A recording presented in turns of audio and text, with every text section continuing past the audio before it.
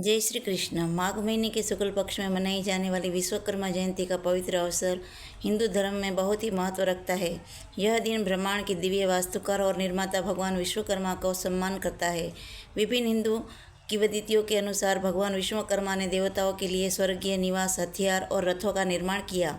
इस दिन भक्त रचनात्मक नवाचार और समृद्धि के लिए उनका आशीर्वाद लेने के लिए भगवान विश्वकर्मा की पूजा करते हैं।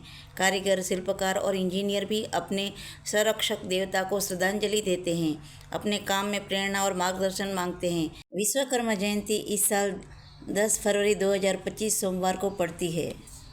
विश्वकर्मा को वास्तुकला, यात्रिकी और शिल्प कौशल के देवता के रूप में पूजा जाता है। विश्वकर्मा जयंती समाज में उन कौशलों के योगदान को स्वीकार करने और सम्मान देने का अवसर है। बढ़ईगिरी, इंजीनियरगिरी, वास्तुकला और अन्य यांत्रिक कलाओं जैसे व्यवसायों से जुड़े लोग अपने काम में प्रगति और सफलता के लिए प्रार्थना करते हैं। इस दिन लोग सुबह जल्दी उठते हैं, अपने कार्यस्थल को साफ करते हैं और उसे सजाते हैं। इस दिन सभी औजारों और मशीनों को साफ करने और सजाने के बाद उनका उपयोग नहीं किया जाता है। फिर श्रमिक द्वारा उनकी पूजा की जाती है, जो उनके व्यापार ने उपकरणों के प्रति सम्मान और श्रद्धा का प्रतीक है। पूजा के बाद देवता को मिठाई और फलों का प्रसाद चढ़ाया जाता है और लोगों में प्रसाद बांटा जाता है। भगवान विश्वकर्मा को स्वर्गलोक, पुष्पक विमान, कुबेरपुरी जैसे सभी देवनगरी का रचनाकार कहा जाता है। सृष्टि के रचयिता भगवान ब्रह्मा की 7वीं संतान भगवान विश्वकर्मा को माना जाता है। कुछ धर्म ग्रंथों में भगवान विश्वकर्मा को महादेव का अवतार बताया गया है। मान्यता के अनुसार विश्वकर्मा जी ने भगवान श्री कृष्ण के लिए द्वारका नगरी का निर्माण किया था, वहीं सोने की लंका भी बनाई थी।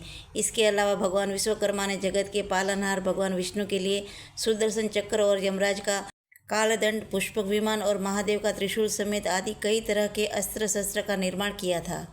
कहा जाता है कि प्राचीन काल में जितनी राजधानियां थी, प्राय सभी विश्वकर्मा की ही बनाई गई कही जाती है। यहाँ तक कि सतयुग का स्वर्गलोक, त्रेतायुग की लंका, द्वापर की द्वारिका और कलयुग का हस्तिनापुर आदि विश्वकर्मा द्वारा ही रचित है। सुदामापुरी की तक्षण रचना के बारे में भी यह कहा जाता है कि उसके निर्माता विश्वकर्मा ही थे। इससे यह आश्रय लगाया जाता है कि धन, धान्य और सुख समृद्धि की अभिलाषा रखने वाले पुरुषों का बाबा विश्वकर्मा की पूजा करना आवश्यक और मंगलदायी है।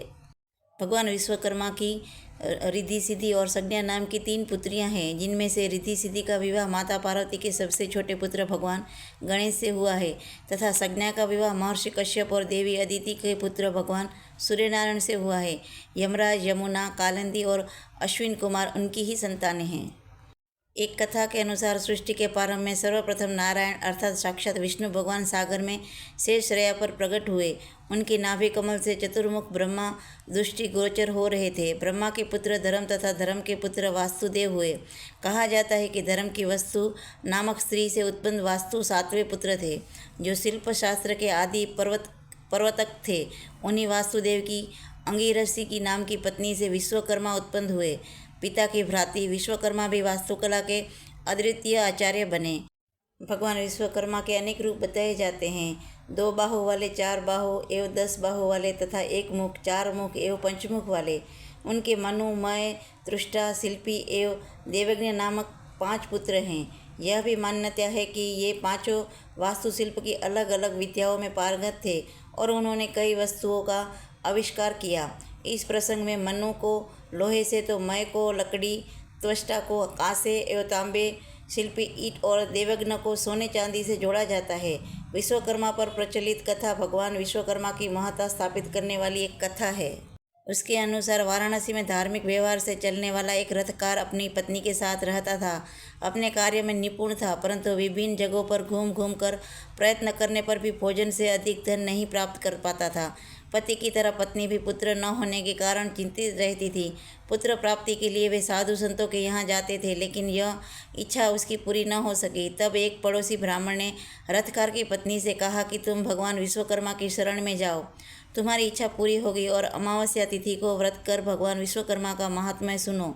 उसके बाद रथकार एवं उसकी पत्नी ने अमावस्या को भगवान विश्वकर्मा की पूजा की, जिससे उसे धन, धान्य और पुत्र रत्न की प्राप्ति हुई और वे सुखी जीवन व्यतीत करने लगे। उत्तर भारत में इस पूजा का काफ़ी महत्व है। विश्वकर्मा पूजा के दिन सुबह जल्दी उठे और स्नान आदि से निवृत्त होकर साफ वस्त्र धारण करें। उसके बाद सूर्यदेव को जल अर्पित करें। रुद्राक्ष की माला के द्वारा निम्न मंत्र का जाप माला यानी कि 108 बार करें। मान्यता है कि इस मंत्र के जप के द्वारा साधक को सभी कार्यों में सफलता प्राप्त होती है। मंत्र इस प्रकार है: ओम आधार शक्तिये नमः, ओम कुर्मयी नमः, ओम अनंतमय नमः, ओम पृथ्वे नमः। इन सभी मंत्रों में से किसी भी मंत्र की आप एक माला कर सकते हैं। सनातन धर्म में सभी पर्व और व्रत का विशेष महत्व है। इसी तरह विश्वकर्मा जयंती का भी अधिक महत्वपूर्ण माना जाता है। विश्वकर्मा जयंती के पर्व को विश्वकर्मा पूजा के नाम से भी जाना जाता है। इस खास अवसर पर भगवान विश्वकर्मा की विधिपूर्वक अर्चना की जाती है, साथ ही दान किया जाता है। आप भी इस साल विश्वकर्मा जयंती जरूर पर्व मनाइए और विश्वकर्मा जी का आशीर्वाद लीजिए। जय श्री कृष्ण।